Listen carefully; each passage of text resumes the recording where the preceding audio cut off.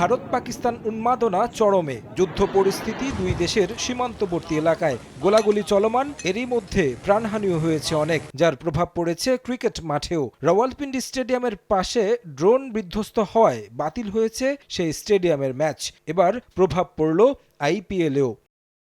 এদিন ভারতের ধর্মশালায় আইপিএলের ৫৮তম ম্যাচ চলছিল। তার আগে হয় দারুণ কনসার্টও। দিল্লি ক্যাপিটালসের বিপক্ষে টস জিতে ব্যাট করতে নামে পাঞ্জাব কিংস। দুর্দান্ত শুরু করেন দুই ব্যাটার, গড়েন ১২২ রানের জুটি। নটরাজনের বলে আউট হয়ে ফেরেন প্রিয়ান্স আরিয়া। এরপরই ফ্লাড লাইটের আলো নিভে আসে। কিছুক্ষণ পর ঘোষণা দেওয়া হয় ম্যাচ বাতিল।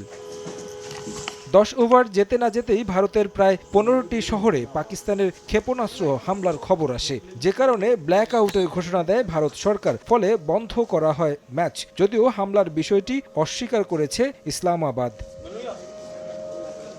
ম্যাচ বাতিলের সঙ্গে ঘোষণা দেওয়া হয় দর্শকদের মাঠ থেকে নিরাপদ স্থানে চলে যেতে। আইপিএল সভাপতি অরুণ ধুমাল উপস্থিত ছিলেন মাঠে, নিজে দর্শকদের বের হয়ে যেতে আহ্বান করেন। আনুষ্ঠানিকভাবে বিসিসিআই এক্স হ্যান্ডেলে বার্তা দিয়ে ম্যাচ বাতিলের বিষয়টি নিশ্চিত করে।